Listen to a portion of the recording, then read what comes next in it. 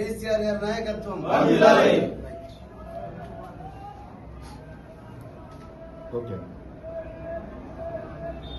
Press మిత్రులందరికీ పేరు పేరు నమస్కారాలు. ఇప్పుడు జరుగుతున్నటువంటి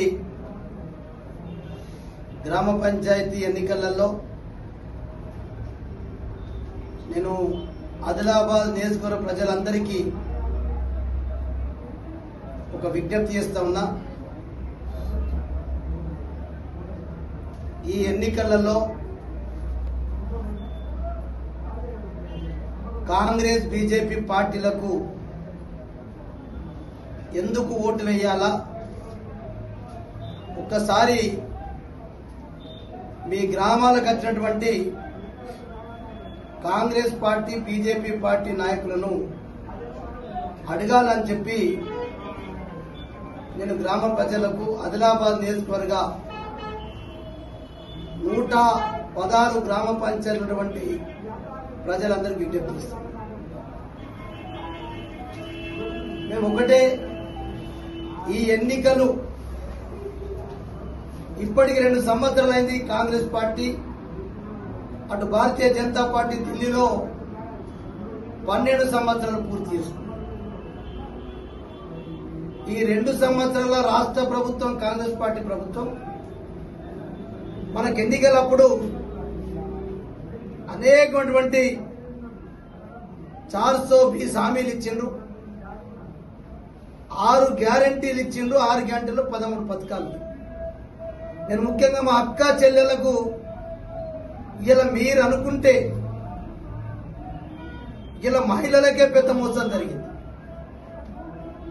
కేవలం ఒక ఉచిత బస్సు ప్రయాణం అని చెప్పి కొంతమంది మహిళలకు ఈ పథకం పెట్టి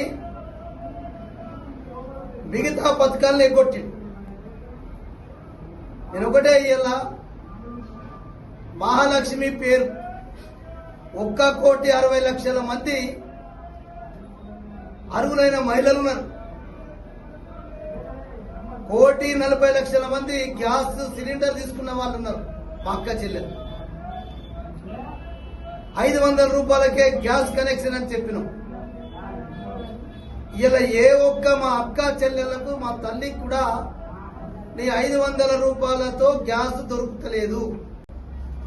అట్లనే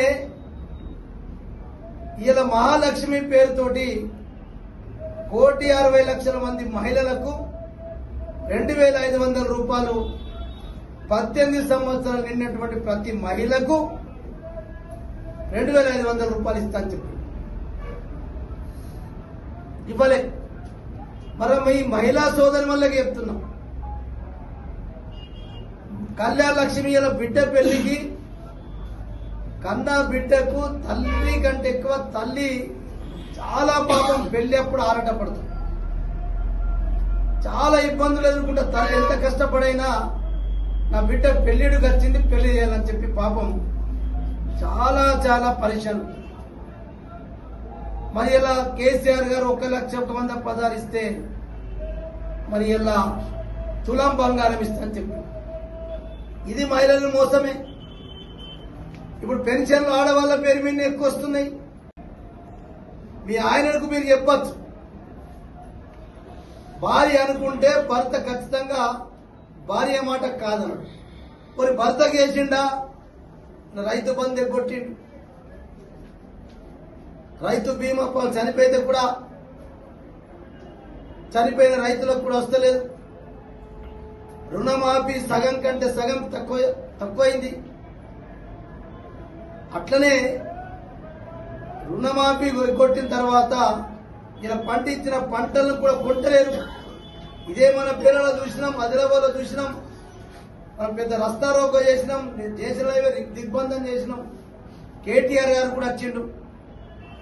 మరి ఇన్ని రకాల మోసం చేసినప్పుడు ఇలా బీఆర్ఎస్ పార్టీ సర్పంచ్ గెలిస్తే మీరు అనుకోవచ్చు ఏమవుతుంది, కాంగ్రెస్ పార్టీ భారతీయ జనతా పార్టీ గెలిస్తే ఎమ్మెల్యే ఉన్నాడు పాయల్ శంకర్ గారు, కూడం నగేష్ ఎంపీ గారు ఉన్నారు.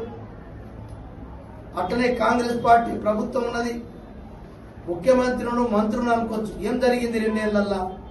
ఇంకా 2 ఏళ్ళు కూడా ఏమీ జరగదు.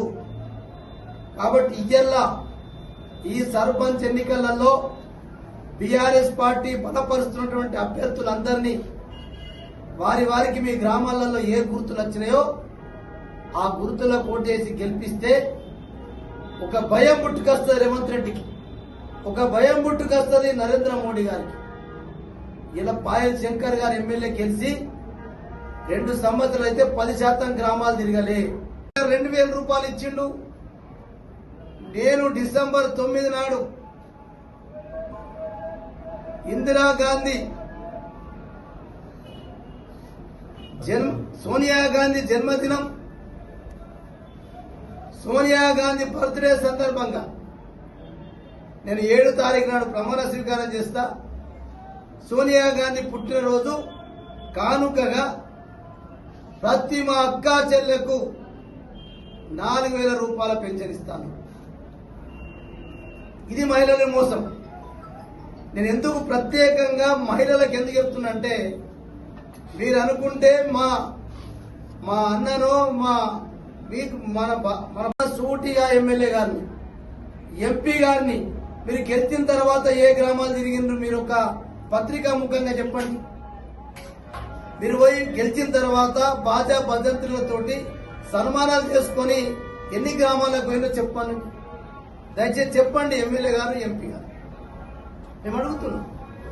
కానీ అందుకొరకే వాళ్లకు మరి ఎలా జవాబు చెప్పాలంటే ఈ బ్యాలెట్ పేపర్ తోటే ఈ ఓటు ద్వారానే చెప్పచ్చు. కాబట్టి దయచేసి మీరు అందరూ కూడా బీఆర్ఎస్ పార్టీ బలపరుస్తున్నటువంటి ఆదిలాబాద్ నియోజకవర్గంలో 116కు 116 సర్పంచులను గెలిపిస్తారని చెప్పి నేను ఆదిలాబాద్ నియోజకవర్గ ప్రజలకు మరి విజ్ఞప్తి చేస్తా ఉన్నా.